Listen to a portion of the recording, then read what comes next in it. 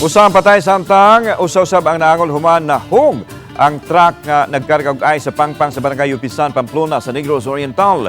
Nadawat sa Pamplona Police Station ang alarma pasado alas 6 sa buntag gahapon. Daling girescue ang driver sa truck ug ang pahinanti nini gikan sa 30 metros nga giladmon nga pangpang. Gidala sa labing duol nga ospital ang mga biktima apan. Gideklarar nga dead on arrival ang pahinanti sa truck. Samtang gipaubos pa sa obserbasyon ang driver. Matod sa traffic investigator nga nawad-an og preno ang truck pag-abot sa kurbadahong bahin sa kalsada. Gumikan sa kabugat sa karga sa truck wa kini napugnan sa railing sa kalsada ug milahos gyud sa pagkahulog sa pangpang. Taas-taas ning lugsungon samtang nagminugarin sila sa downhill.